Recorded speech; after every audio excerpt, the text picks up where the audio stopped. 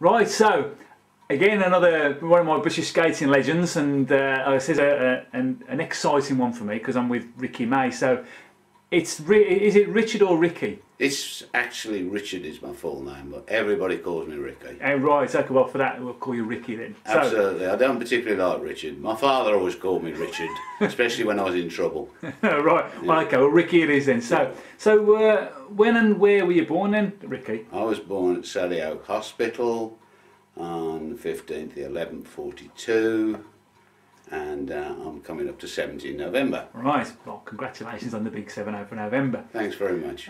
So whereabouts in Birmingham was that then? Well, my mum and dad lived in Hall Green, Arcot Road, Hall Green, which was basically not far from the big Lucas's aerospace I know that. plant. Yeah, I know that. So it was, yeah, there. Nice little semi-detached. Lived there all the lives.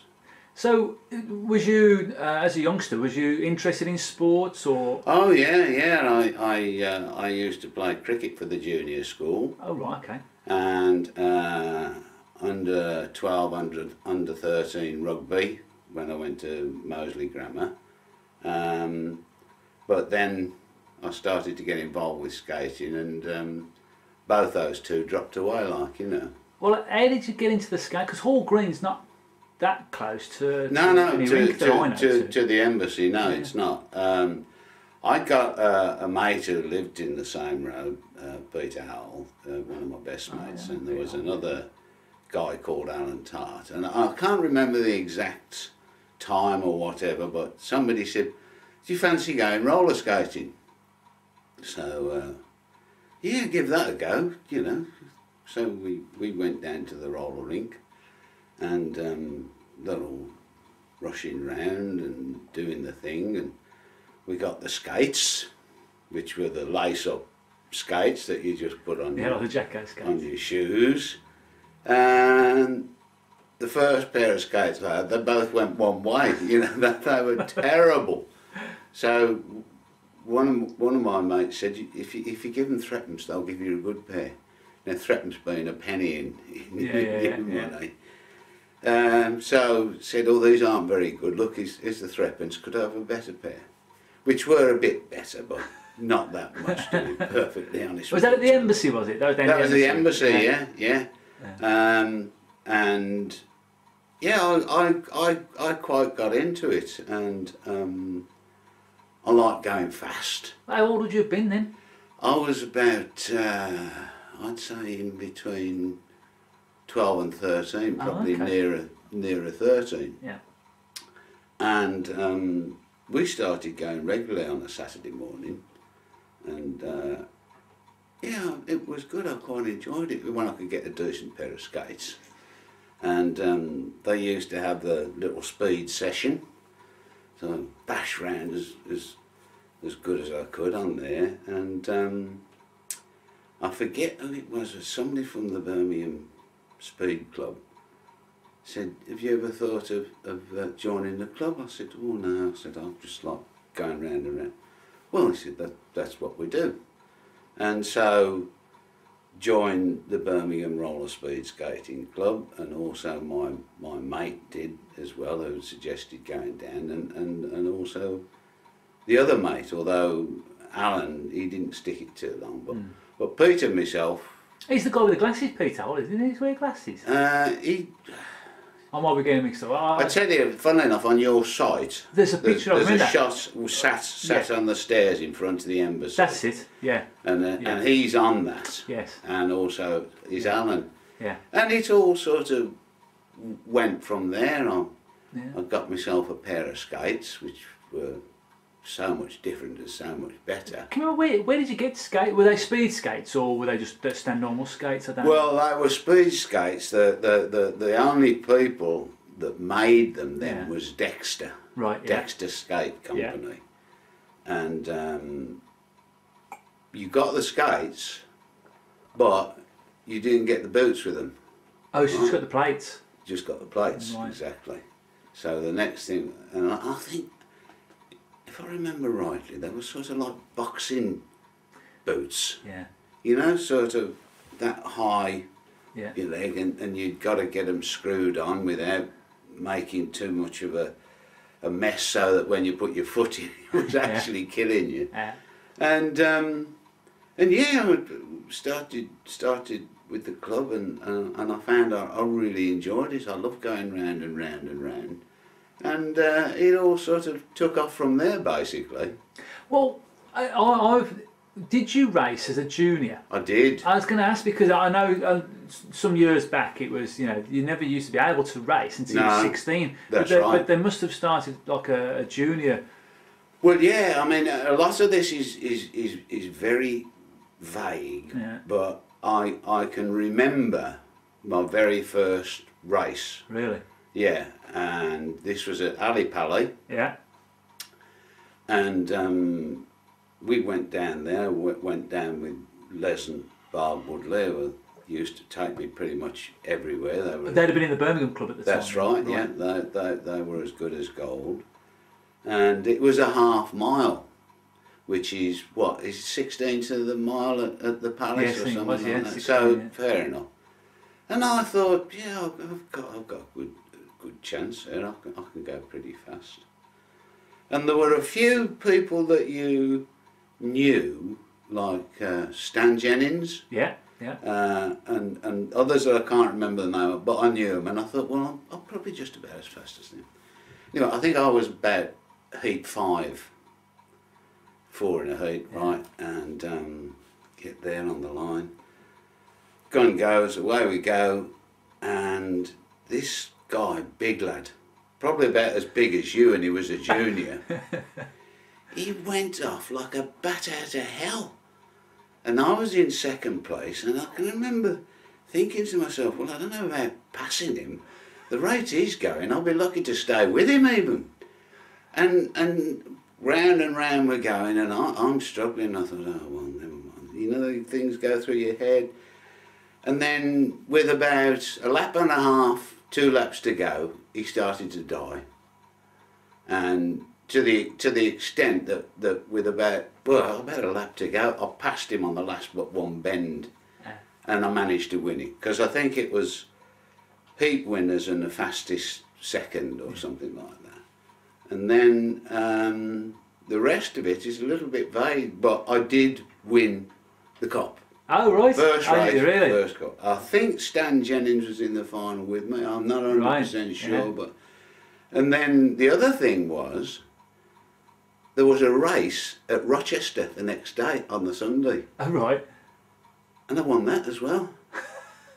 And I can remember coming home, because it was a sort of mid-afternoon, late afternoon race, and getting home about 1:30 in the morning and waking my mum and dad up and saying, look at these cups I've got, you know. And of course, it was middle of the night for them, and they did the best to show enthusiasm. But the next day, my dad was absolutely over the moon. And then, do you know, after that, John, I can't really remember another junior race. Really? That Well, I went in.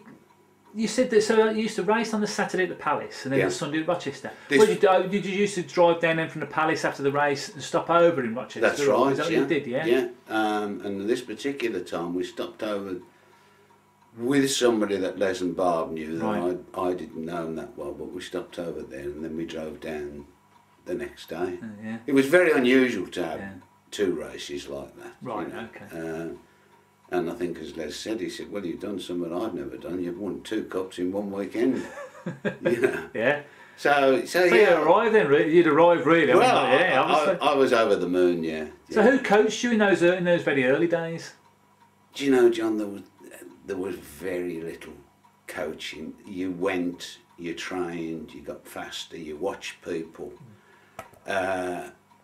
The distances we did varied from time to time, because it was 2-3 times a week, and on a Sunday morning, you know, we'd often end up with doing a 20-mile to finish. Really? Then we were the Birmingham Roller Speed Club, and the Midland used to train afterwards. Right. So if we got, like, you know, 220 laps on 2 hour, and we'd run them down and we'd do it, and we'd sort of say, well, we knocking on the head now when they're all there. We've got to finish it off. So yeah, but as regards coaching, there was none really. You just picked it up. It was a totally amateur sport, John. Yeah. Totally amateur. And you picked up the step round pass into the bend and things like this, and I bet you can feel it now, can't you? I bet you can always... yeah, I can. Yeah. I mean, for me, I love training. Yeah. And you know, as we progress with this interview, you probably find out that I fell in love with it. I fell out of love with it, I should say. But no, I love the training, and as soon as I was sort of 16, you know, I was in the team on you know, the relays and the B team and... Yeah, well, that's interesting you say that, funny, because I was looking back through some records now. I mean, whether you remember this or not, I don't know, but your first senior race at 16 was at Herne Bay. You got it in the Walters Cup, and it was on your birthday.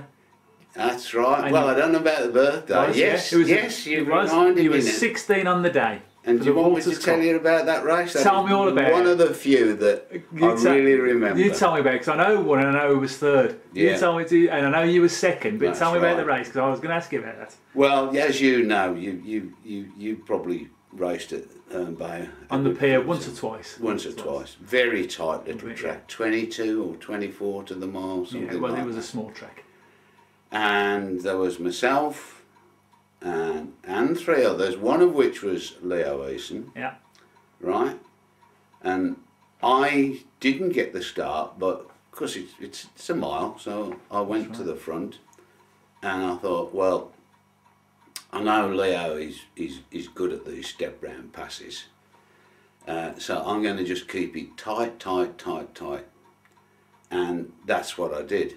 And then with about 2-3 to go, Leo tried his step round, which didn't work, and I went out. Now, I could have gone right out and he'd have probably been disqualified, but for me, I wanted...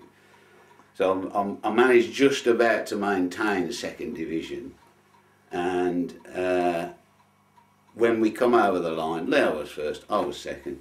Come off, Les said, "You've won that." I said, "No, I haven't." He said, "Oh, he'd be disqualified, Leo." Well, sure as houses, you know, but he wasn't. Oh. He wasn't. Yeah. And I was a little bit miffed. It'd been better really if Les had said nothing, because I thought, well, that wasn't a good pass that he made on me. But, you know, when we come off and he said, "You've won that, mate, sure as houses." You suddenly started to feel as if it might be yours in the first race.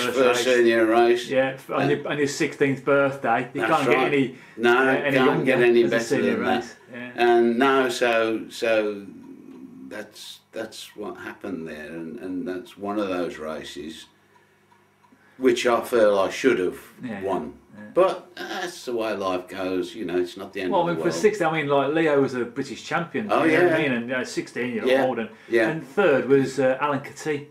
He was third. From up north, isn't he? He was Rochester. Rochester. Yeah, Alan Catee. Alan Catee. Yeah, and he was a British champion, 1954, he really? Was a champion, Yeah, I can remember now. Yeah, now you mentioned it. So that was an achievement. Yeah, I mean, that was a real you've got some good archive material. Oh, well, yeah. Fantastic. I made it my job. Oh, man, we only wish I got paid for it. Yeah. No. But, so, I mean, like, that was a real major achievement. But was you racing for Midland at 16? No. So, at 16, so that would have been 59, 59, yeah. 59, yeah, because that's right. It was 1959. Very soon after that. Yeah. I moved over to the Midland. Yeah. And I can't remember what this was all about. And there was a few, what shall I say, undercurrents going on in the Birmingham Speed Club. And I think I actually moved before Les and Barb moved. Yeah. And then we moved to there, and then, you know, I was sort of, you know, 17 going on 18, if you like, and the relays then well, nobody could touch us most of the time. Oh yeah, yeah. I mean, I'll come on to the relays, because that was a, you know. Time after time, Yeah. especially if it was on the embassy, where Yeah. there's loads of room to pass, and it was very rare we lost out on a relay. Yeah. Well, going back to the move from Birmingham to Midland was funny, because when I spoke to Les about his move, he seemed to recall, or he seemed to think that Barbara moved before he did, but he couldn't remember.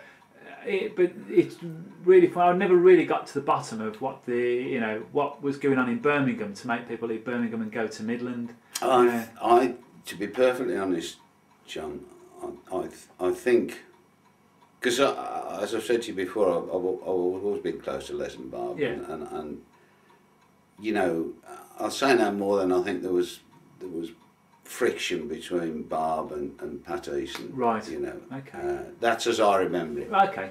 You know, Yeah, I might be totally wrong, but that's as I remember it. Okay. Which would make sense in why Barbara left before Les. That's right, and really, you know, I left, Les left, and Leo was the top guy in the Birmingham then, but they hadn't really got the backup guys from a relay.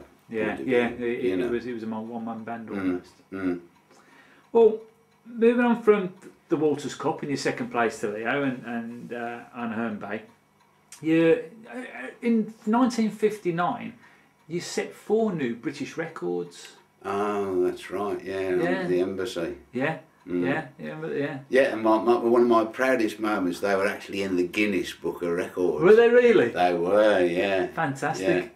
Yeah, shorter distances. They weren't particularly long. I mean, 3 miles, something like that. Yeah, they were. They were. Sort of There a were two. Yeah, there was 4 in a row, and 2, 3, 4, and 5. Something That's like right. that. Yeah. And I think they were on paste, if I remember. They were. right. Yeah. I think so. Which was my cup of tea, John. When I was in the groove, I could just keep going, and I. So was it set up to do these records? Oh yeah. It was all timed, and you know, it wasn't the time when Leon took up did all his records. It was another time, and there was 1 or 2 other things going on. But yeah, it was all on the record track. Yeah, well, you could only have been 16 then, even 59. Even if it was early 59, you would have been close to your 17th birthday. End of 42, so 17. You'd have come up to. You'd come up to 17. Yeah. That's right. So I mean, that's again is a major achievement, really. Well, yeah, for a kid, really, is the truth. I just love my skating, John. I mean, you know, there was nothing else there for me but skating. Then I tell you, you know, I used to live for it. Yeah, well, the first major medal, I'll call you major medal, I suppose, is in the Northern Midland Counties at Granby Halls. He was 3rd. Les won it, and Jeff Wright was 2nd. Jeff Wright, yeah. Big lad. Do you remember that race at all? Not really, other than the fact that, you know, I couldn't see me getting past either of them. Right. Les was a big presence. Jeff Wright was even bigger. Yeah. He was a big. And I just don't think I got quite enough oomph, to be perfectly honest, John. You know, and I did try, but I just wasn't able to maintain the position. I tried round the outside, because Granby Halls was a longish, narrowish bend track. Yeah. You know, and so you had got the space down the straights if you could get out that bend quick enough, and that was where I was struggling. I didn't seem to be able to get close enough so that I could just come up with a bit of pace and step round on the inside. Yeah. But no, I mean, I've been involved in that Northern and Midland Counties. Yeah, I'd say, yeah. I really have, yeah. Well, a couple of months on after that, in the March, you won the relay for the first time. So, and in the team is yourself, obviously, Les Woodley, Ray Roberts, and Danny Kelly. Yeah. And like, you was an unstoppable force, really, as a quartet. I mean, you know, it's said that quartet was probably the best in the world, to be fair.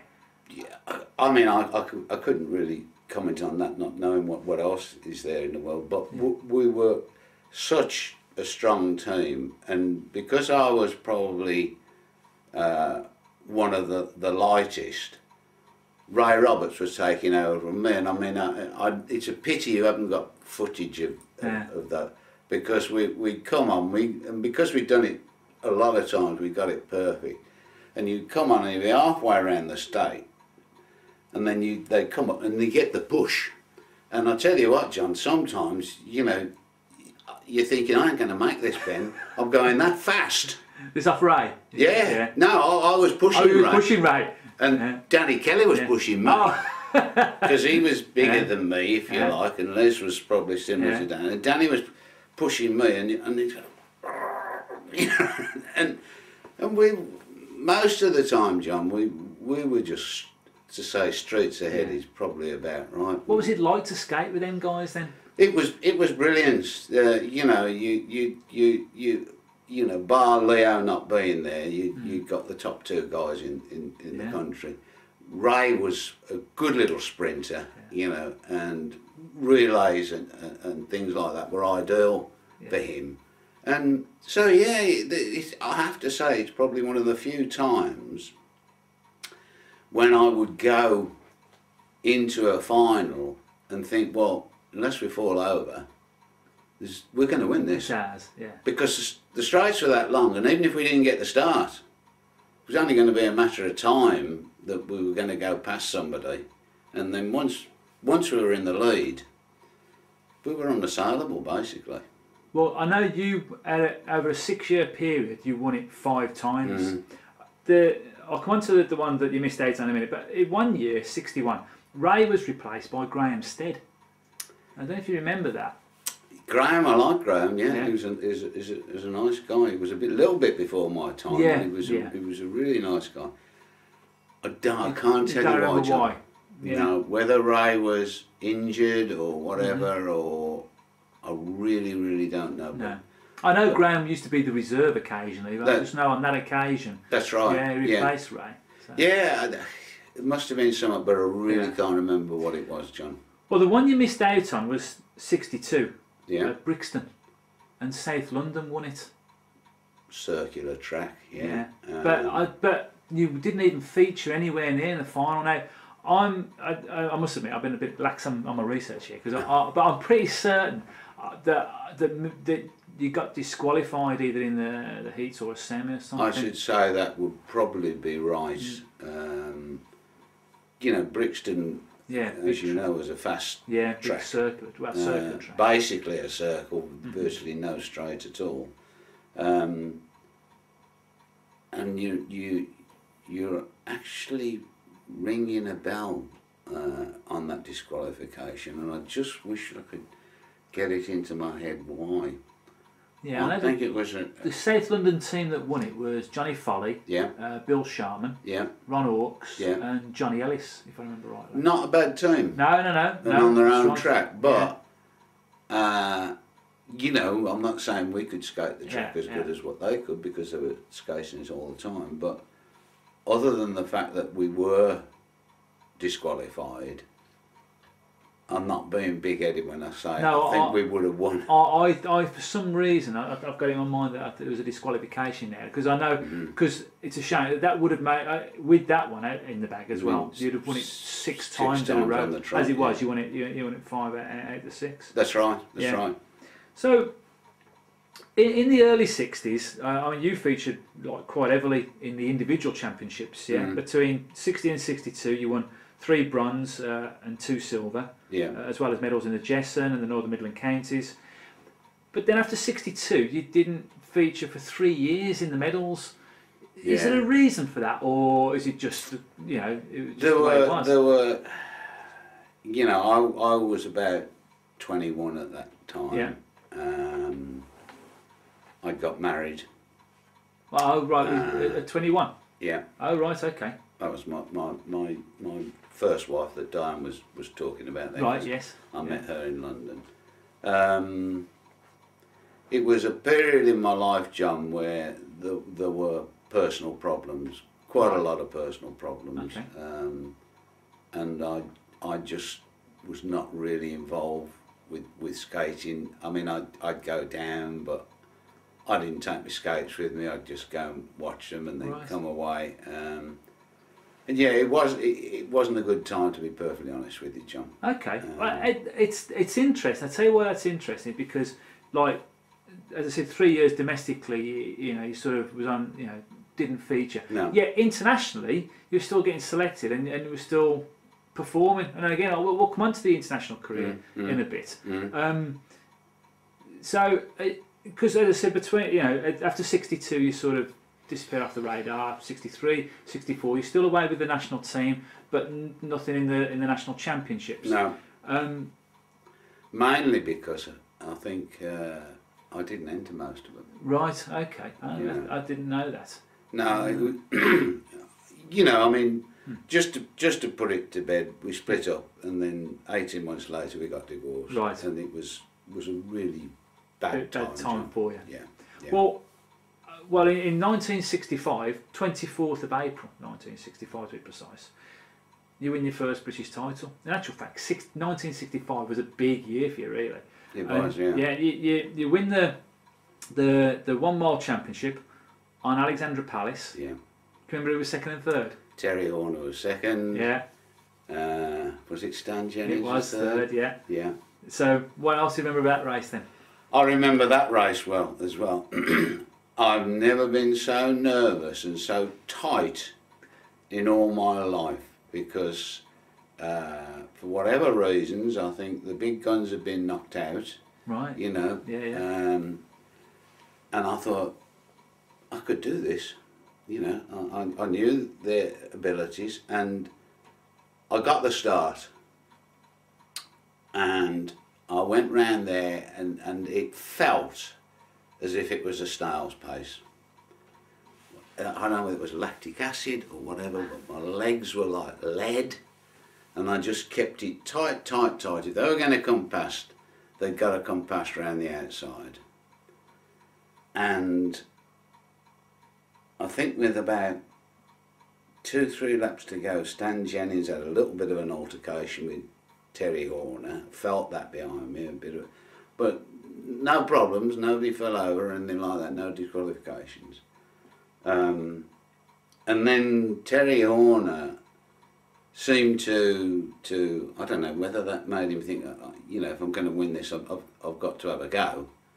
It was breathing down my neck, and I just we'll probably get onto this later. Sometimes you've got it, and you know I could pass them anytime. Other times, for whatever the reasons, and this would have been good if we got some sort of coach or whatever, you hadn't got it. And anyway, I can remember coming out the last bend, and I kept it so tight on the inside, but I thought I'm going for the line, and I went, and as I really pushed, I moved over to the outside a bit, and Terry Horner come up the inside of me. But I thought, yeah, I've got it. I thought I was a yard clear or something like that. And then off we come and shook hands and this, that and the other, and there's no immediate decision. Oh, no. I thought, I've won that, I've won it. Because there have been very not necessarily with me, but with other people. I know Les. I know all about Les. Decisions in the past. Mile, yeah, and that was the and it went. Oh, it seemed like forever, John. And then they announced it. Winner Ricky May, Terry Horner, Stan Jennings. I was elated because up until then I was the nearly man. Oh, I've been there. Trust me, I've been in those shoes. I only ever won one. Yeah. But at least I won one. But I know there's some people who've never won one, so yeah. I count myself fortunate in that respect. Well, so I can relate to the elation of. Finally won something rather than just your championship medal, second place, blah blah blah. Yeah. And really that was probably, other than the international things that I've done, you know, or not done. Yeah. That was probably the highlight of my career. Really? There have been other races where I should have won. Yeah. One of those being a half-mile championship at Brixton. Again, I was barged out by someone we'll not name, but we've already talked about. Go on, for the record. Fair enough. And it wasn't his sort of track. Yeah. You know. No. But anyway, yeah. And the other one, which you may or may not have information on, was the 5 mile at Alexandra Palace. With Les. Now, he won't mind me saying this because it was what happened, and they were going to emigrate to New Zealand, right, Les and Barb, and Les said to me, he said, I've never won the 5, you know, it's the only one I've never ever won. I said, well, you give it your best shot.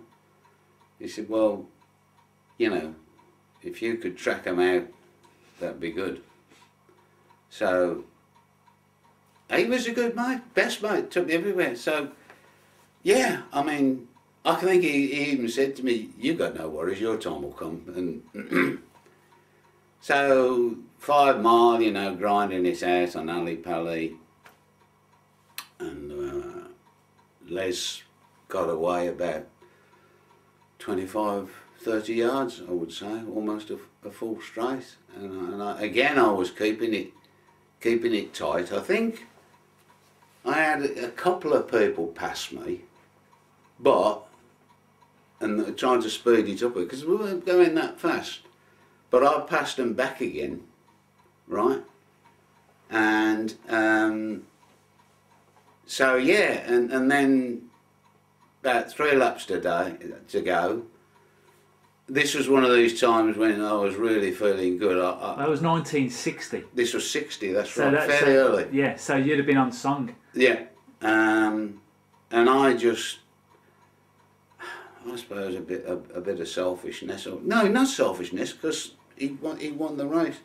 But selfishness in as much as I wanted people to know that I wasn't struggling. And I just turned the gas on. And inside a lap and a half, I was on his back, you know, and the rest of the pack were probably 15, 20 yards back. And almost, and I didn't, but I almost, once I'd caught it, was coming up on him that fast, I almost stood up, like, you know, and then we went over the line as first and second. Did it ever cross your mind to slip the pass? It did, but how do I put it? I'm an honourable guy, and I said what I would do, but when I'm on the track, and I'm on that track, and I'm there, I'm thinking, you should never have said that. You should never have said that. You should have, you know, it's probably a false victory for Les, but nevertheless, you look in your book, and you've got the results. And B, I could have won this. And you'd never won one. And I never and you might never ever win one. You got it in one, and that really, really logged in my memory that I would never do that again. In fact, some time after that, when we were in the Midland, Les was always the, shall I say, organiser, or he sort of said, look, you know, us three are probably as good as they come. We should share out these championships and things and whatever. And Danny was reasonably amenable to it, but I said, no, Les, I don't think that's right. I said, and we had a bit of a heated discussion, but I said, you know, you've got to go for it. You've got to go for it, and I didn't sort of say, and I've done this before, and so that never came about. So that actually led to some confrontations on the track, especially at the embassy, where you got room to get, if you were fast enough, you could get past people, and so this was into club confrontation on the track, obviously. But yeah. Oh yeah. So So you, Les, Danny, would all race one another then in the races. There was no give one away. No, that's excuse me. That's what Les wanted to do. Yeah. Not for any self benefit, I'm sure. But Yeah, for the club. But the club would be. That's right. Yeah. But you know, having done what we've discussed that I did, you know, and I thought about it afterwards, that wasn't the right thing to do. So I said, look, you know, I'm not trying to be awkward, but we should just go for it as it happens, and whoever goes over the line first. I said, what about if somebody falls over, or whatever, and that's their race, if you like. What happens then? Oh, well, probably the next race then. Yeah. I said, no. So that never did happen, in fact. Right. You know, never did happen. Don't get me wrong, I mean, there have been the odd times when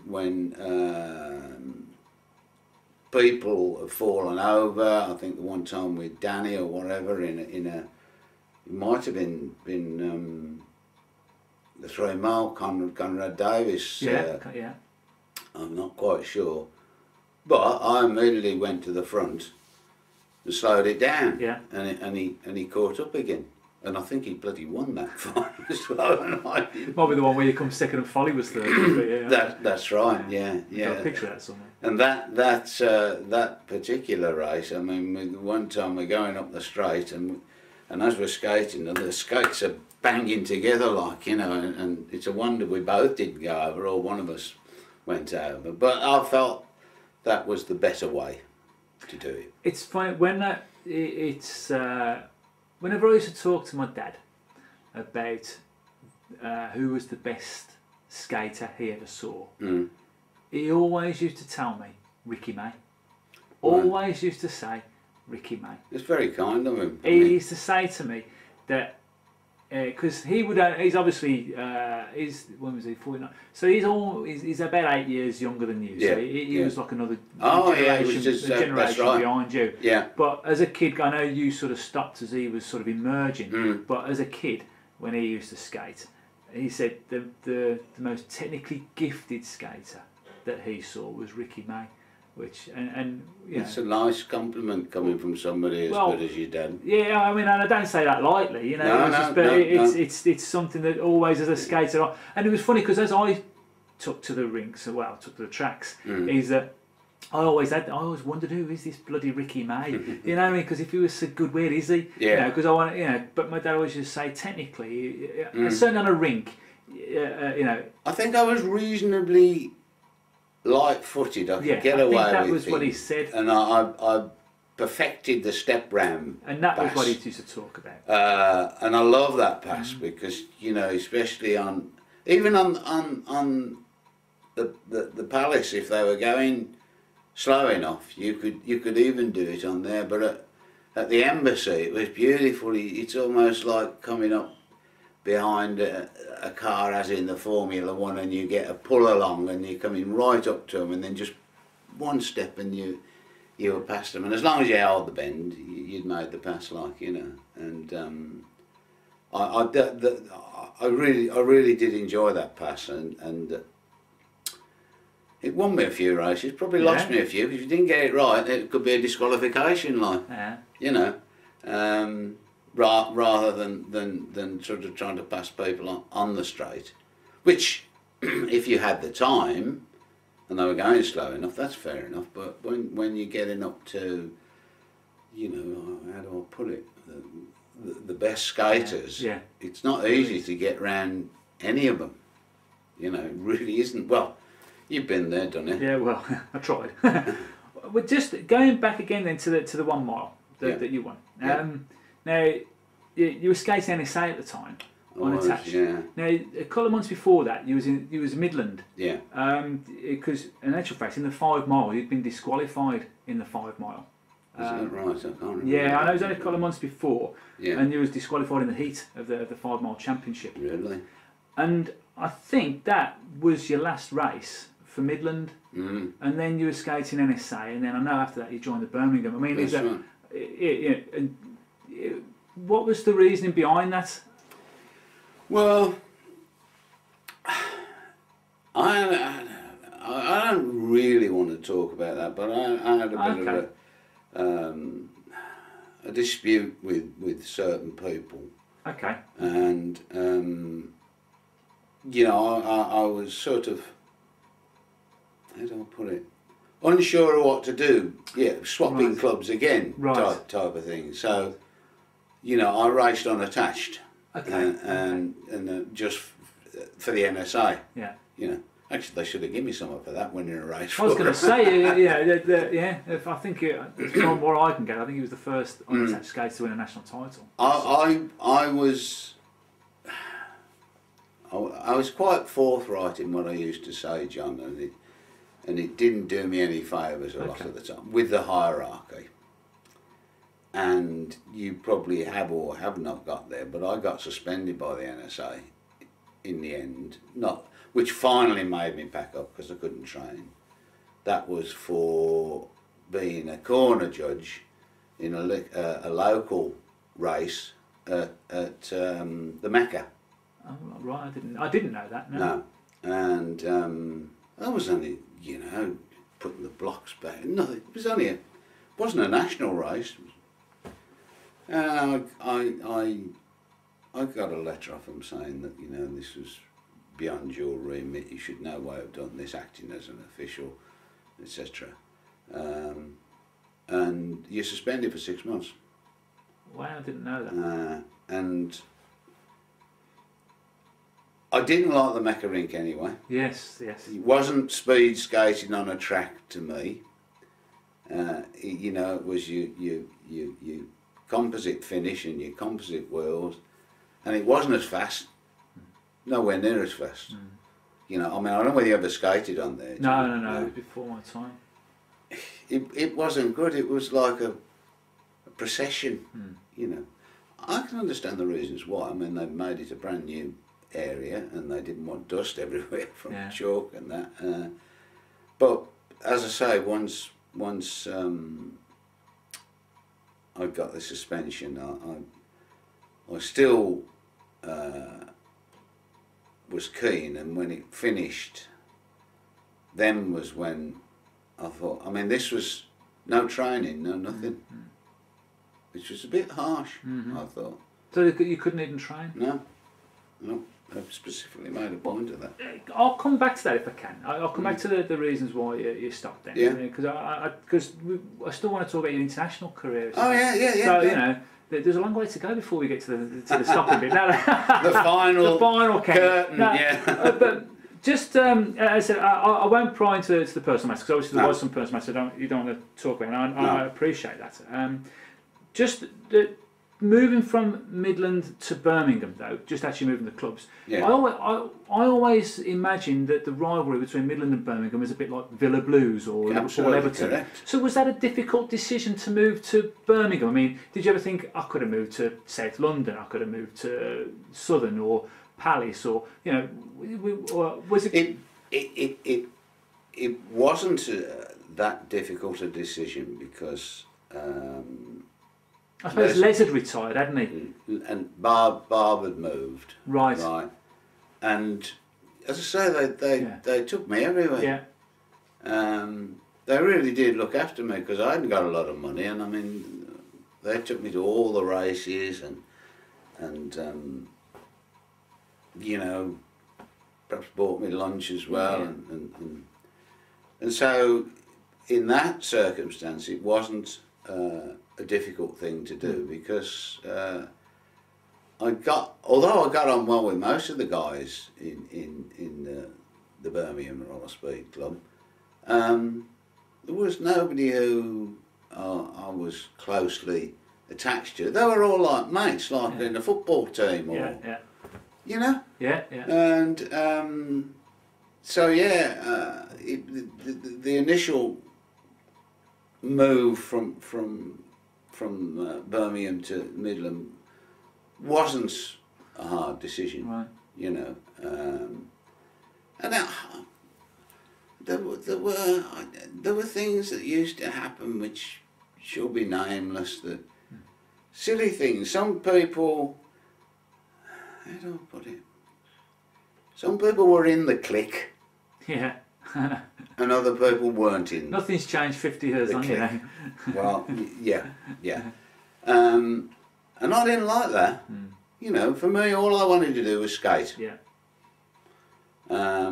And I'd had a few decisions go against me from, again, someone who we've talked about a couple of times. And so there was no real love lost there, to be perfectly honest with you, John. And yet, the other thing was, I eventually moved back there again. Yeah. You know, Yeah. and won a relay with Leo and that. The Southern Trophy. That's right, yeah. I know. Dusty Springfield. Dusty Springfield, yeah. You've got. So, how did Les retiring affect you as well? I mean, was that a knock-till, or was you expecting it, or you know? Well, when Les retired, you know, I was in a position then where I was independent. I could do what I wanted to do.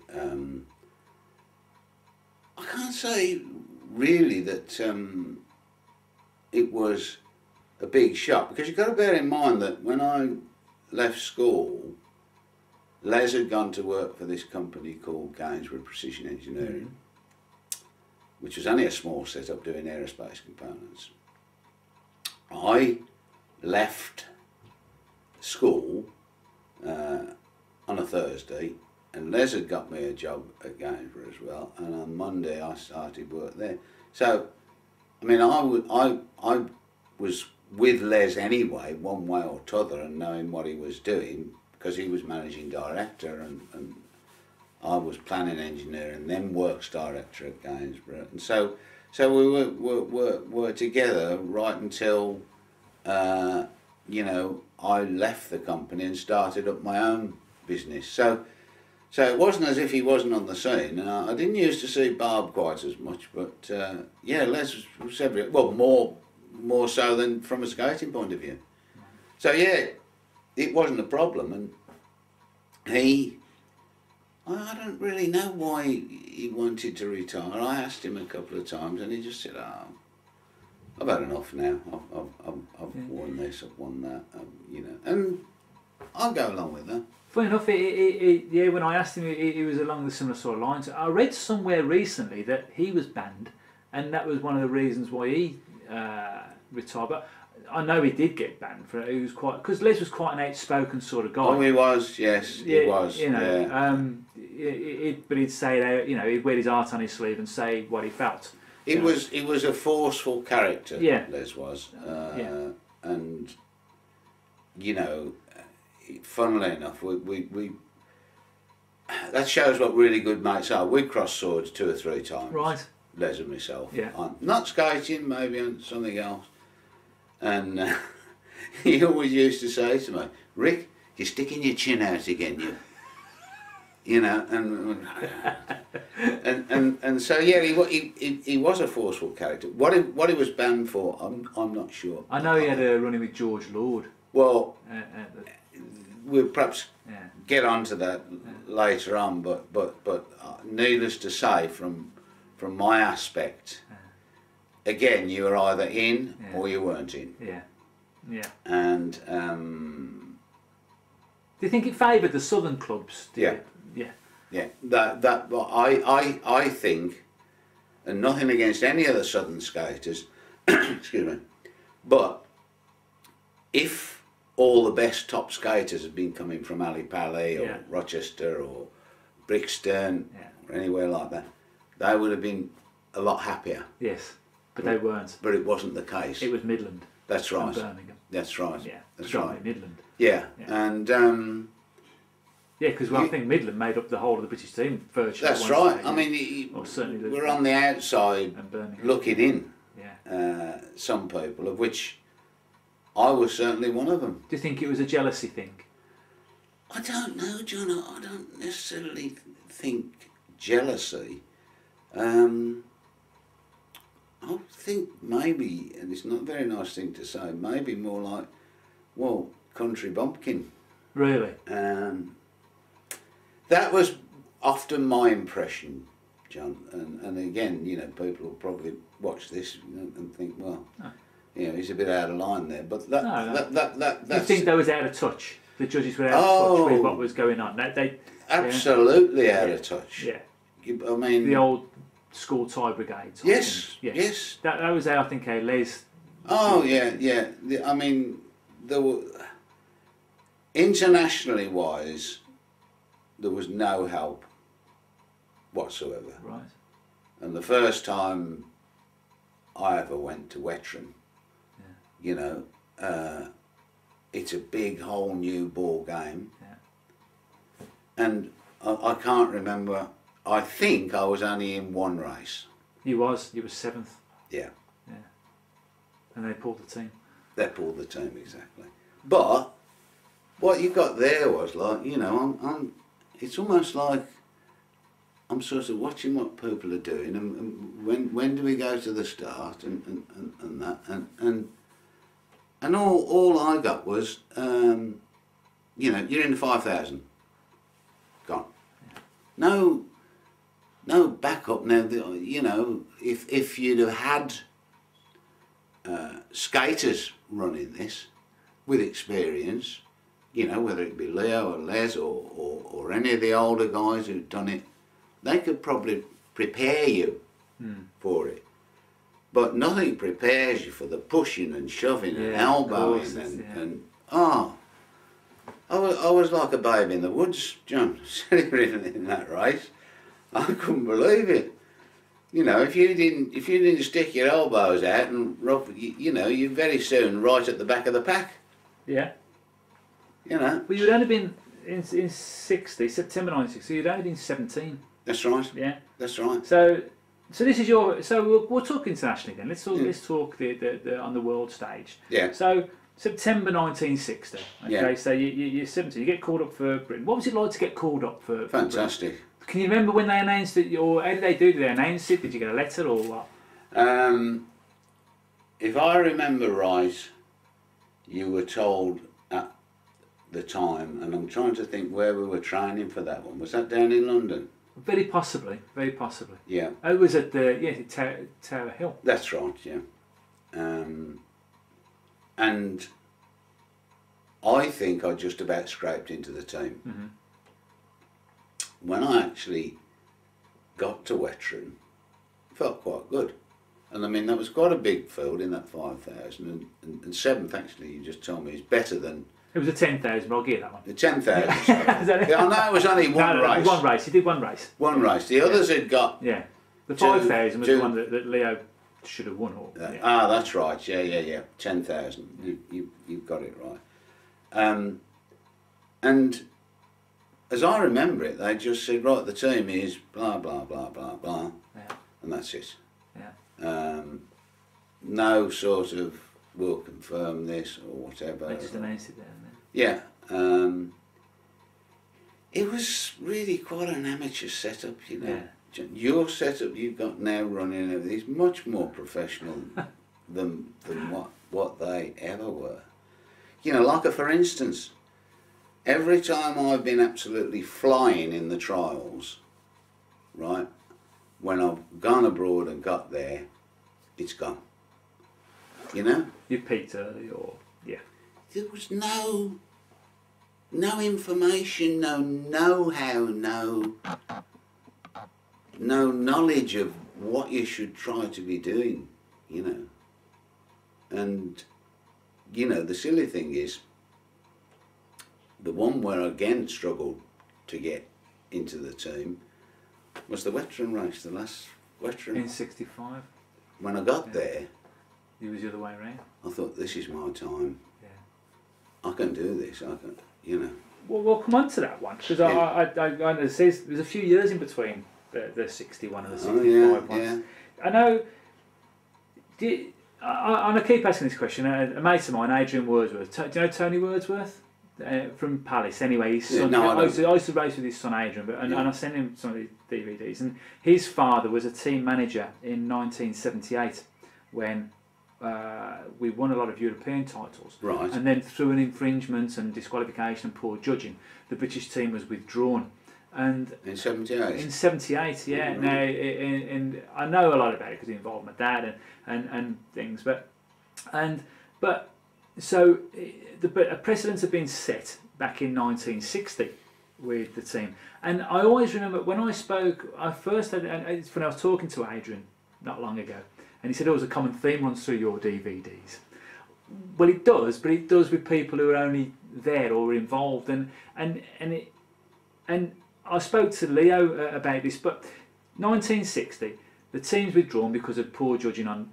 Leo was relegated to last place, not disqualified, but he classified to last place.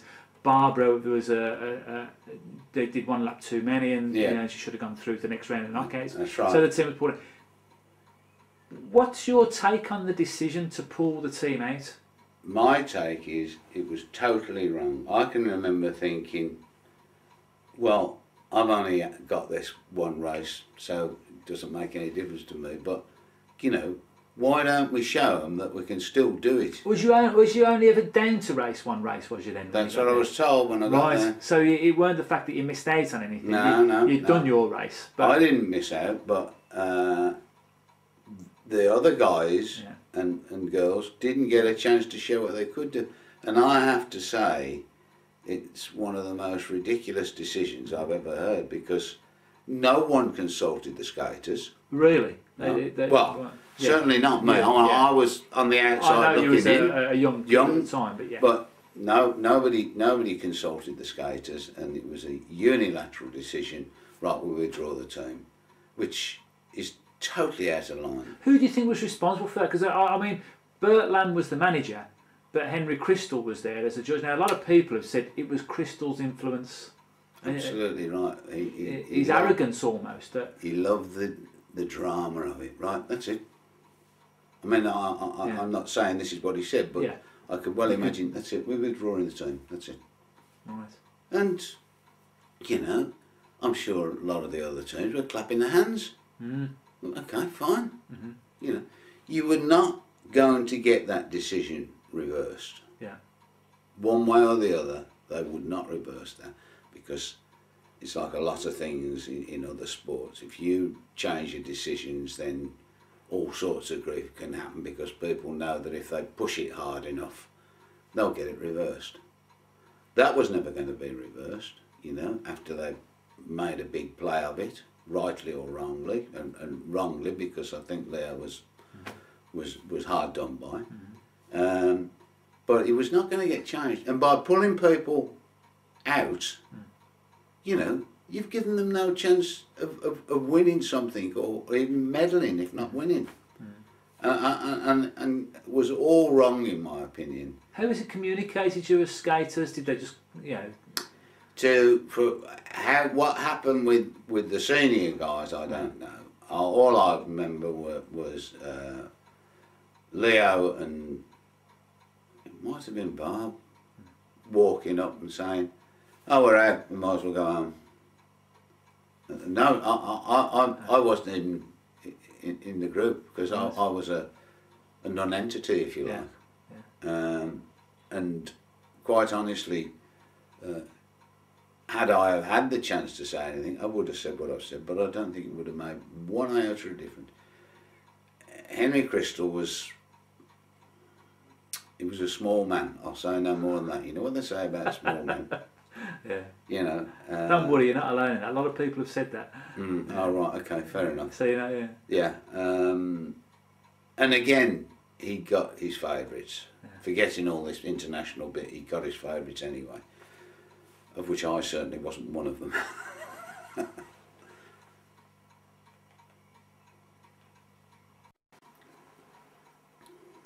Right, so we spoke about the team being withdrawn in 1960, but in 1961 there was then two more World Championships of Road and Track in France, in Gujan-Mestras, I think, and in Voltrega in Italy. But we didn't send a team that year. Now that must have rankled quite a few. Oh, absolutely, because I think we were beginning to become a bit of a force. Having said that, the Continentals are always strong, Italians and Germans, but you know, I just thought about that. I thought, well, they're clapping their hands. It's a bit like if we'd have been going and somebody said, well, the Italians have withdrawn their team. Yeah. So, yes, Yeah. that'll do. Yeah. All right, you might win a world championship, but would say, oh, well, the best team wasn't there. But it's what's in the record books. Your name's on the cup. Exactly. Yeah. So, I just thought that was a bit of the hierarchy saying, no, we're not having this. You haven't said anything to us about you were wrong and that. And it was very annoying for the top skaters. There's no two ways about that. Yeah, because I mean, I can imagine that, like, you're slugging your guts out domestically, Yeah. okay, for British Championships now, Yeah. but what else is there? No, exactly. You know, the Exactly. pinnacle of your career should be a world title. It's a pinnacle. Yeah. The pinnacle. And not even having a chance of proving you could do it or not. You know, no, it was a bad decision, and it's just down to the hierarchy, I'm afraid, John. That's all I can say. So, all that aside then, we move on to 1962, Venice Lido. Bank track? Bank track, I thought. Was that your first? Was it? First bank track. And do you know, this was another instance, John, of getting onto the track and thinking, I haven't got this. Really? Yeah. Really? And that was another instance where in the trials I was flying, you know. They never ever said it was obviously first choice, second choice, third choice. Yeah. But, you know, I was really purring along. But it had just gone over the top, and I was really so disappointed because, you know, bank track, nice track, you know, all right, bit of a schlep getting there and that with the minimum sort of finances that the NSA were able to provide. Yeah. But no, I don't think any of us were really on the scene there, like, you know, I certainly wasn't. Well, if I told you what your results were, you might be pleasantly surprised at this, actually. You were 4th, 5th and 9th. So, you know, I mean, well, it seems like you say you weren't on the money, and yet, like, you know, you're probably a blink away from it. I mean, I know Les took a bronze in one of the races. Yes, he did. He did. I think that was the best we did, wasn't it? It was, yeah, with his medal, yeah. But as I said, is that, like, I mean, I consider, you know, top, you know, three top 10 finishes. Yeah, I suppose in the world. When you look at it that way, you know, you weren't all that bad. No, I must admit I'm surprised at what you said. I can just sort of remember being in the pack and thinking, you know, they're going to go in a minute, and I don't think I'm going to be able to stay with them. Negative thoughts, but when you got the likes of Guardelli and Cantarella, these were Amazons. Yeah. I always remember looking at Guardelli and thinking, bloody hell, 2 of my legs would just about make one of his. He got muscles out there, and oh God, he was a strong skater. None of this sprint and dive. He was good. Whether that was enhanced or not, I don't know. Yeah. I mean, at that time, the drug aspect of anything, certainly from our point of view, was never even thought of.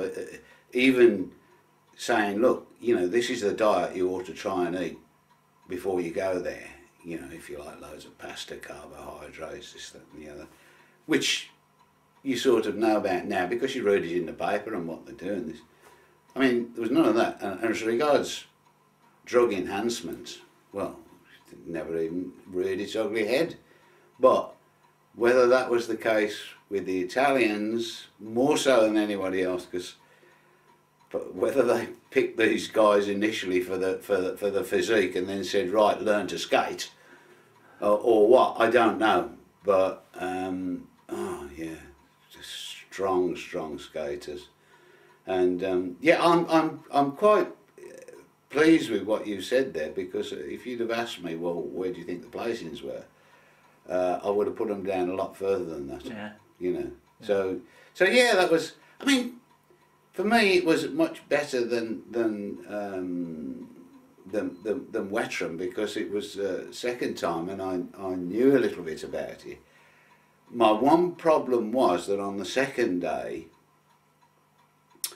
I didn't feel that good. I was a bit whooshy and almost like, I don't know, like I wasn't very stable. And then, I mean, it was only a 2-day event, basically. That's right, they were, yeah. It was scorching hot on Venice Leader. And we remember we were coming back, and we got to St Mark's Square, where you've got that photo. That's right, with the pigeons, yeah. And I was just still feeling, I felt all right to myself, but I wasn't really very steady, and I didn't know what it was. And I remember we went somewhere and to get a bite to eat, and I didn't really fancy anything, but I sort of said, can I get a cheese roll or something? And that's what I had. Anyway, I took a couple of bites out of it, and then was violently sick, really sick. Didn't even manage to make it. It's been embarrassing, actually, because the maitre d', well, that's French, isn't it? Well, the guy that's running the show was not very happy. I just think he thought I was drunk or whatever. And it got worse as the time went on. Funny enough, I wasn't sick again, but I didn't want anything to eat whatsoever. Got home, went to the doctor's the next day, and he said, I'm afraid you've got sunstroke. Ah. I said, no, surely. And he said, have you been up? I said, yeah, I've just come back from Venice. That's it, he said. And that didn't go away for about a week. You know, just sort of like your head's moving and it's not moving. So yeah, I'm not offering that as an excuse that I would have done any better, but it certainly didn't help. Yeah, you come away from there rough. Yeah. I did. I can always remember being that sick, John. Well, I spoke to Chloe not long ago. Yeah. Not through an interview. We just actually just chatting on the phone, and she was telling me. I'm sure she was on about Venice, about a story with her, because Pat Barnett went, I think, to Venice. She did, as well. yeah. And about that, it's just a funny story. So it's a bit of an aside from this, really. About she went to try on some clothes, I think, in what she thought was a changing room. It turned out to be the shop window. Oh. You don't remember? You don't remember that? No. She said, "Oh no, it was just." No, I think because we split up a bit, because I can only remember again being with Les and Barb yeah. and being violently sick. But we all knew we'd got to get the water bus at some time to the airport. I think it's Marco Polo. It is Marco Polo, yeah.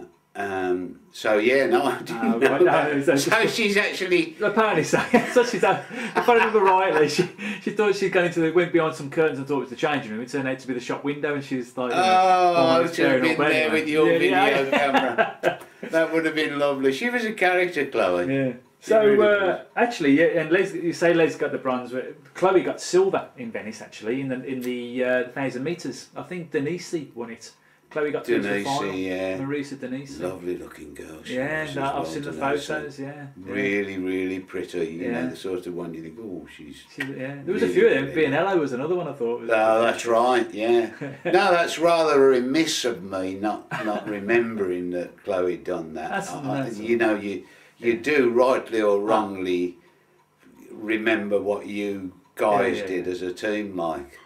Well, I know. Again, moving on again. Another 12 months. 1963. You got a Nantes. Oh, yeah. That wasn't so good for you. We are talking results this time. You know, we're talking placings now. 11th, 14th, 15th. This is was there a reason for that? 63. Do you know? I don't know. Again, I mean, the one race there was he a Belgian lad or Joss Wynan maybe? Won it and got away, lapped everybody. Oh no, that, probably in 60. Probably Willie Race in the 20k. And the race then, that race I can particularly remember. You know, once he got out of sight, because we were going around like a big. what do you call them, big old factories in a complete block. Right. And you got a really long straight and shorter sort of ends going round. And once he got out of sight, they're all then thinking, right, well, who's going to be second, who's going to be third? We're not, because he finally lapped us. Oh, okay. He got onto the back of us. Right. And again, you know, that particular race didn't seem to have the power or enough bottle to think, right, this is much too slow. I mean, we were going along just standing up half the time, you know, because nobody wanted to make a move. And, you know, 20,000 metres, I was quite happy doing that sort of distance. You know, it was my type of distance. But I just thought, well, if I go to the front, they'll be just dragging them along. And I think that race was it probably after the sprint or before the sprints when Danny and Leo. Yeah, couldn't tell you. Probably be after. I think it was after. I think it's usually the last race, isn't it? I think. Leo had said, you know, well, we both won one. This one's for you. That's right. He'd mentioned this before. I hadn't seen his video. I know we spoke. Yeah, I think, but there was no backup. There was no system. There was no, well, we'll go to the front and try and. Well, you wouldn't catch him because he'd lapped us in the end. All he got to do was hang on to the back of us. Why that was, I don't know. But I certainly didn't feel on top of my game, and again was most annoyed because trials wise, I was motoring again. Yeah. And I can't explain why we were that far down. I think it was, for me, probably too scared to think, right, well, I'm going to have a go. I've got nothing to lose there. And go out front and go for it. Because, I mean, there were, well, there's probably 30 skaters there in that, something like that, maybe more. But you could have gone past them in 50 yards. They were going that slow. Because nobody wanted to do it. And it was a very poor race from our point of view. And I think for a lot of others as well. What was it like being in the team with two world champions, yeah, Leo and Danny at the time? Was there a bit of jealousy there? Or I think, if I'm perfectly honest, yeah, the answer is yes. Yeah. In as much that I didn't get a chance to go in the sprints anyway. In the knockouts? Dave Reynolds was the third skater. They put Dave Reynolds in.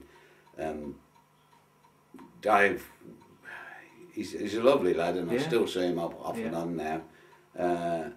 But there wasn't a chance he was going to.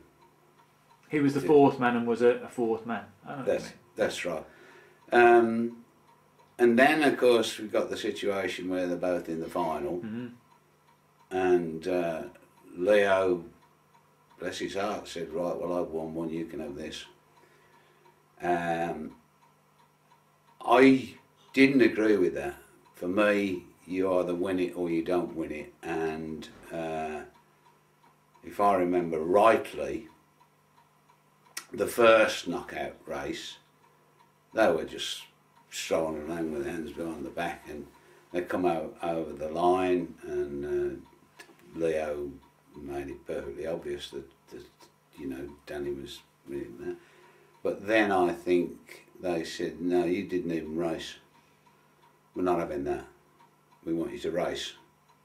So he ran another couple, and each time, well, they looked as if they were working a lot harder, but Danny won both of them. Yeah.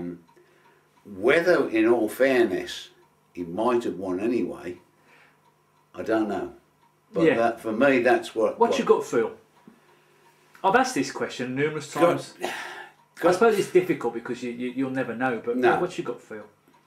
It is difficult because there was not a lot in them, but in a short sprint, I mean, if you were do, and I think it was about one lap of this. 1,000 metres, so whatever. That would certainly, be one lap. It was a big, oblong course. If it had been flat out from the start or motoring from the start, I might have backed Danny. But as it was, what they were doing, and probably what you would do in a knockout sprint, you know, you're only going for the last 200 or maybe less than that. Then I think I would have had to have backed Leo there, because he was a good sprinter. There's no ifs or buts. Years ago, I remember talking to Danny about that title, because he raced all 4 distances, and yet his other results and the other distances were, you know, nothing. They weren't even in the top 10 compared to where he did in the sprints. But he said, and I suppose because the story was always that Leo gave Danny the title. Yeah. You know, so they never contested, so you would never know. You know, you would never know. You'd never know, because Leo says this is yours. Yeah. But I always remember Danny saying to me, what people don't talk about is that I knocked out Guardili in the semi-final. He did. And Guardili was the man. He was, yeah. You know, he says, so whether or not Leo gave it to me, I had beaten the guy who really was on to win that title in the semi-final. Yeah, I'll go with that. That's fair enough. But on the flip side, Leo was really unsung at those championships. Oh, he was. Because he got the second in the 5K. Yeah. He won the 10K. Yeah. Of course, obviously he's in there in the final of the 1,000 metres. You know. Oh, he was. He that was, I'd say, one of his best performances by far. Yeah. But what you're saying is absolutely right. You know, Danny did beat Guardili, and I've already said to you previously that, you know, he was the man, you know. So yeah, I wouldn't like to call it one way or the other, to be perfectly honest. It was just a shame that, to be fair, if Leo really wanted to do that, he didn't have to say anything. He could have just let it go, and nobody would be any the wiser. Exactly. Yeah. Whereas by doing what he did, whether he thought, I don't think I'm going to be able to beat Danny Kelly here, so I don't know. Yeah. But I certainly remember thinking to myself, well, was it a magnanimous decision or was it a cop-out? You got it in one. That's a very good terminology, John. Interesting. He didn't need to say anything. Yeah. And nobody would have been any the wiser, and then it would have been, if you like, a real proper result. Yeah. Which it could have been anyway. Yeah. You know. Yeah, it's quite an interesting take on that. Yeah. Oh yeah. It's interesting. So.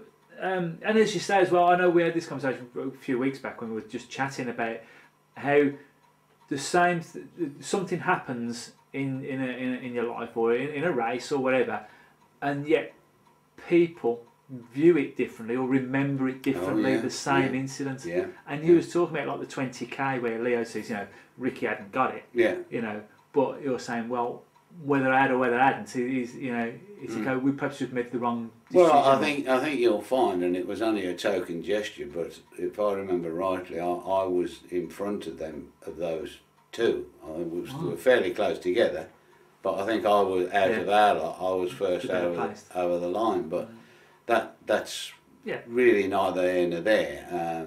I mean, as you say, everybody has a different take. Yeah.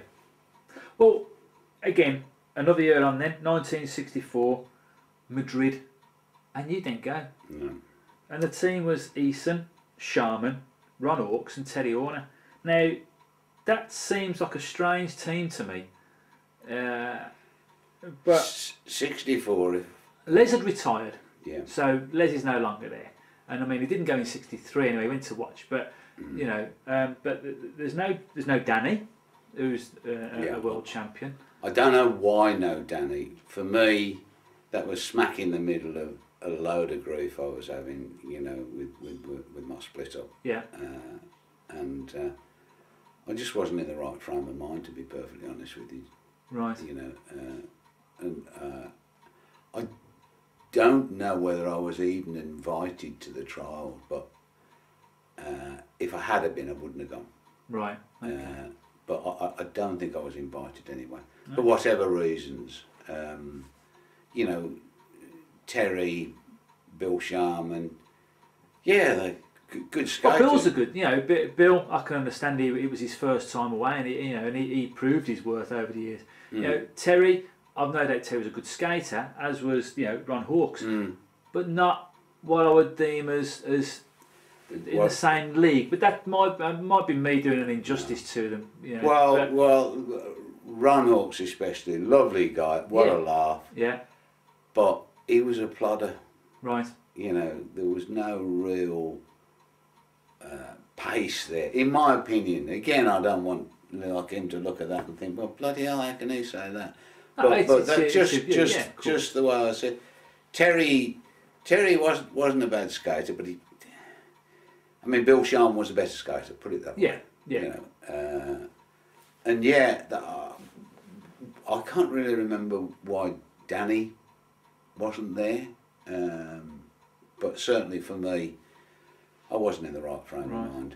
It's because it did just seem an odd team almost. Well, Easton, Sharman, Hawkes, and Horner was in for a world title in Madrid. It seems just a very, but you know, I've known odd teams. Yeah, these things happen. These things happen. And quite recently. So we come back again, and so like now again, another 12 months on, July 1965, you go back to Wetteren. You'd won your British title, it's going for NSA, you've gone to the Birmingham club. I mean, I don't know if it was a weight off his shoulders or what, but that really seemed to be your year. You were absolutely right, John. I mean, absolutely your year. What was the time, whether it having been there before or whatever, and knowing what I was looking. Was it the same track? Yeah. It was, so 5 years on the same. Round the square, sort of uphill and down dale. And the finish line, I can't remember the start line. The start line might not have been anyway, but the finish line, you come down the hill, round the bend, and then up a bit of a hill to the finish line. And I got on the track a few laps, and I felt great. I really, you know, like when I said to you, sometimes you're in the zone. Yeah. Well, I thought, this is good, this is good. Again, just 2 days. 2 days. Yeah. That's right. And do you know, I can't remember which was first, 10,000 or 5,000. I think it's usually the 5. I think it was the 5. And funnily enough, this Pathé News bit that you sent to me, I've analysed those still shots, the singles, and that for me is the finish of the last lap. Yeah. Right? And if you look at it closely, you can see where I am, and each shot I'm moving up. And I really thought, I've got this. I mean, there was a lot of rough and tumble, but I thought I'd got it. Gone to Traub, raced him before, raced him in Germany, and, you know, big lad. And I just missed time with final run. I was about a yard short. Give me another 10 yards. You'd have had him. That would have been mine. But such is life, you know, and had to settle with what I'd got. To be fair, he spoke good English on the podium. He was quite magnanimous, you know, and he said, I'm glad we haven't got any further to go, he said, because I think you'd have got it. Was the presentations immediately after the race? Yeah. Because you looked knackered. I was. You looked out of breath when you stood on the podium, and That's like, right. you know, as if like, race is finished, quick, get on here. Yeah. Here's your jumper. Well, that's what happened there then. Yeah, exactly. Yeah. And so that was the time. That was the year, as you say, my year. I got there. I felt right. Again, I didn't go particularly well in the trials, but I got in the team. And when I got there, I don't know whether it's adrenaline or what, but I was there. Yeah. You know, and I still thought, well, I can win the 10. You know, it's as simple as that. Yeah. I just felt good. Yeah. Wasn't to be, unfortunately. But no, it's funny because I've never been a road track fan by any stretch of the imagination, and yet on there I just felt good. You know, I really did feel good, and if I was ever going to win one, John, that should have been it. Really? Yeah. Well, later that year, just a couple of months later, you went to Syracuse. That's right, yeah. And a bank track this time. You've been on the road in Wetron, now you're in Italy, Syracuse. And again, you had some great performances on the bank track in Syracuse. It was as if, like, you know, you're on the crest of a wave at the minute. And you get third in the 20k, in the 20,000. Yeah. And fourth in the 5,000. Fifth in the 10,000. And am I right in saying that you and Bill Sharman won the relay? Absolutely right. And I was a little upset that it wasn't classed as a world title relay. Me and Bill, he was in the zone as well, and I remember we weren't behind for long before we got in front. And I tell you what, mate, there was no bloody holding us there then. It really wasn't. We were going well, and we had a gap. I don't say we could cruise round because there were some good teams, but we got a gap and we just kept pounding on, and yeah, we won the two-man relay, which I was quite pleased about. For me, that was probably as close as I was ever going to get to one, you know, because after that, all things started going wrong, and yeah, I got suspended, as I said to you, and I lost interest. Other things were cropping up, and for me, if you're not keen on the training, it's a chore. Excuse me. And it was a chore for some people. Yeah. But for me, it wasn't. I Yeah. love my training because I feel good, and I mean, I was like a laugh. I mean, I don't know. How heavy are you? When wet. Yeah. When I'm wet. a bit heavier now than I was when I raced. I'm just under 12 stone. Yeah. Well, you don't look it, but I was 10.5 when I used to race. I'm 12 3/4, right? Yeah. And I was 10.5 when Yeah. I used to race. I was 10. Well, you've seen some of the shots. I was like a streak of bloody wind. Yeah. Like I was saying with Guardiola, you know, two of my thighs would have fitted into his one. Like, I you was, know. yeah. I was. But no, yeah, I looked at that. The thing I remember about Syracuse, just digressing a little bit, was that it was still like a war zone. It's like World War II had just finished. I mean, beautiful bank track. I thought this was quite surprising, really nice. All round it was ruins in Syracuse, you know, places that hadn't been rebuilt. Some had, but loads of places that were bombed out. And even this is 65. That's so right. This This is 20 years after the war. You know, and I remember thinking to myself, well, they've spent all this money on this roller rink, and yet it was still in the dark ages. We landed at Catania Airport. That's right, Sicily, isn't it? Yeah. And the customs control was in a corrugated roof shack. I say customs control, you could have just walked around the outside. Sure, somebody might have stopped you. But, yeah. And then we had this whacking great long trip up to Syracuse, and yeah, just a bit of useless information, but I love it. No, you know. I think that was the first.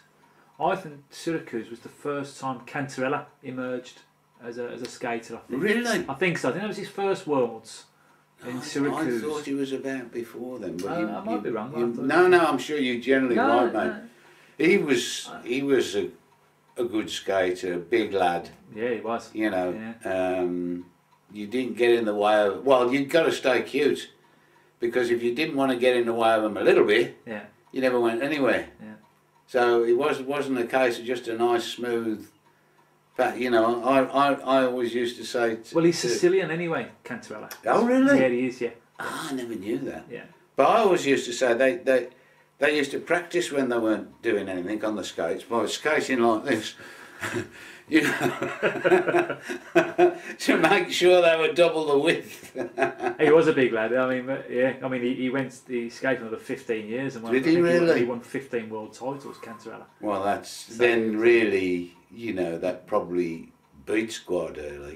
Yeah, I think if you was to just look at performances, now, you put Cantarella certainly up the top there. That's right. That's right. I mean, he's a legend within the skating world. The thing is, you know, and here's a little bit of useless information which you may or may not know.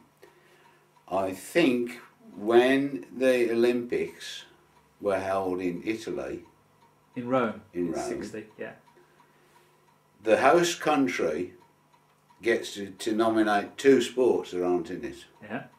Right? And I forget what the first sport was, but the second 2 sports that could have got it were cycling, yeah, or speed skating. Right. The speed skating in Italy, then they reckon they got about 3,000 skaters. Yeah. Right? And they missed out by a minimal amount of votes for it not being in the Olympics. And I always thought, I wish that would have been, even if I wasn't going to be there, it would be lovely for it to be an Olympic sport. There's a big push for it to be an Olympic sport now.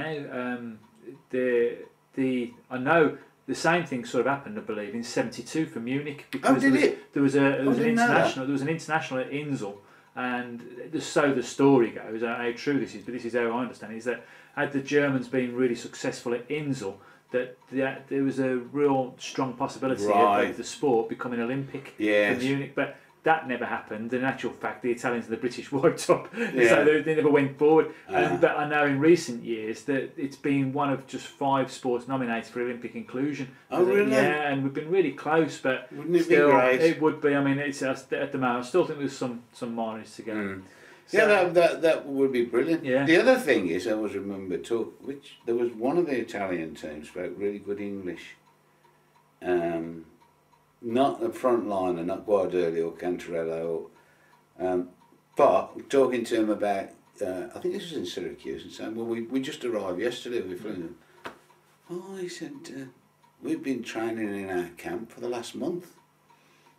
I said, well, how do you get the time off from that? Oh, they pay that.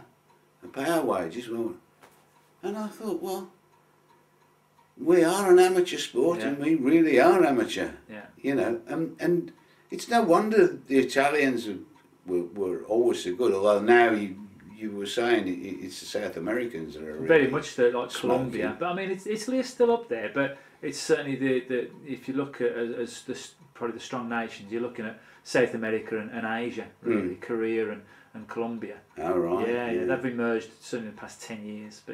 But and I was amazed when I went to Worlds this time that the pace that they were going at, very, very impressive. So I should think it must be difficult for our guys to be able to match the sort of opposition, and with the strategy and structure they've probably got round it to win. But I hope they do. Yeah, and I do. So near the end now. So you have retired. So the end of '66, I think you stopped and says enough's enough. I've had enough of this. I fell out of love with it. But really, so in just 7 years, you know, you was what, 20, so you'd only been 23 coming to your 24th birthday, and you made a huge impact both nationally and internationally. You know, did you ever consider becoming a judge or a team manager or what? Had I thought for 1 minute, John, that the hierarchy had changed, and I never bothered to check that. Yeah.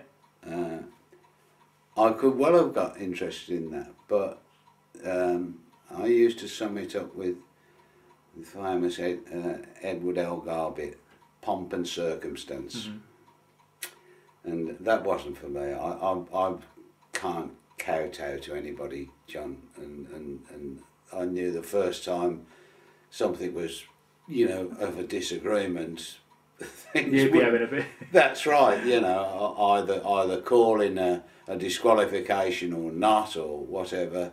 You know, I'm just digressing. I've seen in the past where, you know, somebody should have been disqualified, or shouldn't, on, if you like, that bend there. And the judges from that bend there and there and there have come over, and they've all got, you know, in a group. Now you especially at the embassy, you can't see all the way up there and see what's going on there. And I think that, you know, the organisation was not brilliant. Right.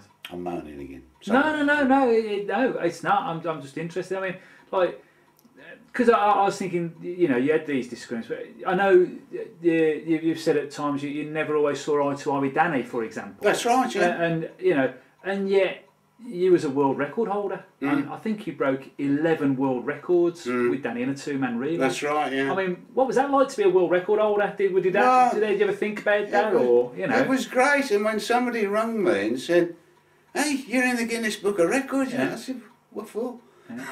Yeah. Roller speed skating record. I said, "Oh, crikey!" And funnily enough, one of our kids, and Sasha or James, have probably still got it somewhere, because I did have a look and it's not in there now. But I went and bought the actual one just to. Why not? And Why? yeah, I was proud. I was proud of that. Bloody right. I was proud of winning the 1 mile. Yeah. I was proud, but a little bit annoyed about getting a second and a third. When, you know, like we've said, it's only on the results that you. And that's the show in the first three. No, I love my skating time. Well, 11 world records, whichever way you look at it, you're the fastest bloke, or as well, okay, fastest two blokes, as you and Danny, in the world. And I tell you what, then, you know, John, we were motoring. Well, yeah. Danny was fast. Yeah. He was fast, and don't give myself a big head, I was fast as well. And I think we smashed these records, you know. They weren't even close. You know, we really did put it together, and we were motoring. And I was proud of that as well. I'll bet. All that I've done in skating, I've got no cause for anything that's happened. I've never deliberately tried to do somebody down skating wise or whatever.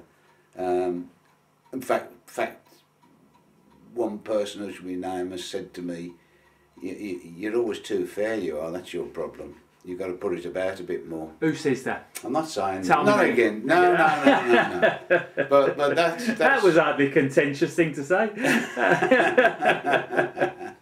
No, I'm pleased with what happened with roller skating. I'm really pleased that you contacted me, because I was a little bit worried, but well, I remember when I turned up on your doorstep, like, you know, somewhere, and I bet you thought, "What's going on here?" That's right. Yeah. But I'm really pleased about it. So, did you walk away entirely? Did you stop when you stopped at the end of '66? Did you go and watch your races, or did you just go, "That's it"? I went and watched a couple of races at the Mecca, and was so disappointed the pace they were going at, and it was obviously not aimed at speed skating anyway, although they went along with it, Mecca.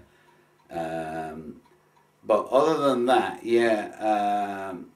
I did walk away from it, and I've got, well, I suppose my one regret, and you know, I'm fairly certain we sent a team, was the year after I packed up, it was Argentina. 66, we didn't send a team. We didn't send a team in 66. But you know, it's the first time, I've never bothered to check that. Never so sent one. I'm not quite so upset, because I always thought, Argentina. And I'm wondering whether that veteran race, whether it wasn't an Argentinian guy that won the... Ibaguren. Yeah, Ibaguren. Yeah. He won it, Yeah, and that was sort of out the blue, Argentina. You know, oh, well, who are these? I mean, what are they doing here and winning? Force to be reckoned with, I'd say. Another good nation. The Argentinians gone off the ball a bit, but I mean, people the likes of Scafati and Rafaldi and Subale, all these names. I don't know any of these, but they're there or thereabouts. Yeah, in the late 60s and 70s. Yeah, real good skaters. So, how would you have described yourself as a skater come racer then? I would have basically described myself as someone who always played it fair, I'm not saying that to be a goody-goody. It just wasn't in my makeup to try and do somebody down. I'm not saying I haven't made bad passes and been disqualified. Yeah. I have. Yeah. But I've never deliberately gone to put somebody out. Although the feeling has been there at times. But I've never done that. I think that had I not won the 1 mile and come second in a few of the others and not got a second Ibwetron, then I would probably have thought, well, he's the nearly man. Yeah. But I feel by doing what I've done there, although I'm not up against the very best and can't really compare myself with the very best, I held my own and I thoroughly enjoyed it. Well, about 3 weeks ago, we went and watched some racing at Birmingham Wheels. We did. First time around a track for 40, 50 years, perhaps. Yeah. What did you think of it? I thought it was fantastic. I'm not just saying that either, John. I was amazed at the little youngsters you've got. Yeah. And I can't remember that one little girl's name who ran out of steam and finally got passed by somebody bigger. But I thought, how wonderful to get the youngsters involved. And I was also amazed at the speed of some of these guys when they're just poodling around the track. Very fast. And I thought the racing was good. I was wondering whether it's going to be sort of, you know, guys got their hands round the back, and even if they're coming out the last bend, they're just still, you know. But it wasn't. It was racing, and it was racing that was exciting, and that's what the sport's all about. Was it strange to see Danny's grandkids race? I couldn't believe it, and not only his grandkids, Matt, his son. His son. Yeah. God, he's a big lad, isn't he? Yeah. It was strange, I tell you. Yeah. It really was strange. And what was it like meeting up with Les after 40 years? It was lovely. He come running over, and you know, just. Did you recognise him when he walked over? I did, but only because I've watched the video. Really? Yeah. I always remember him as taller than me, yeah. and I'm sure he was. I know we all yeah, well, he shrunk a bit. and I'm a bit taller than him now, so maybe I haven't shrunk quite as much. But no, it was great to see him, and I must admit I didn't recognise Roy Lowe. Roy Lowe. No, I didn't. I mean, and he did say, "Oh, it's Roy Lowe." I said, "Oh, Roy, how you doing, man?" But I didn't recognise him. But people change, don't they? Did you miss the thrill of the race? Eh? Did you miss the thrill of the race? Did all the old feelings come back when you watched it? Did you? Yeah, absolutely. I mean, I thought I wished I hadn't thrown my skates away, because I can always get some more, you know. I was going to say I don't think I would be able to control those inlines so much because I'm suffering with a bit of arthritis and that. Yeah. But I thought if I got my old skates, I could go around there when it's shut on my own. Well, Les has said the same. Maybe you and him should get together and have a crack around there. So what have you been doing yourself since '66 then? Oh, I've done a lot. I've played a hell of a lot of squash to a fairly reasonable standard. Tennis, 2 clubs, Blossomfield and Withall over the road. I took up golf, early 50s, played that a hell of a lot.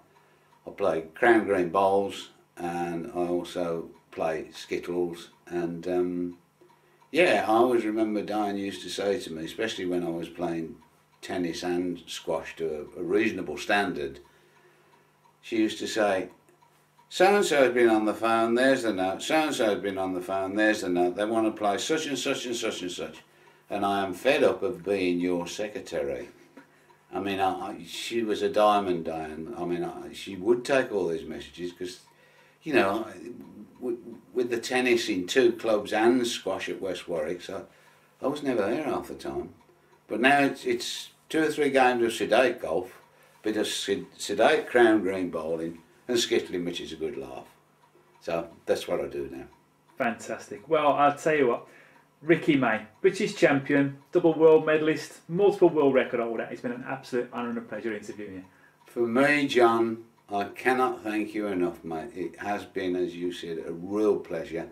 And may you go on and do many more, because you are very good at it. Thank you very much. That means a lot. No, I'm serious, you are. Because without the prompting and that, I'm sure I'd have been going. So, no, brilliant, mate. Cheers, Ricky. Thank Cheers. you.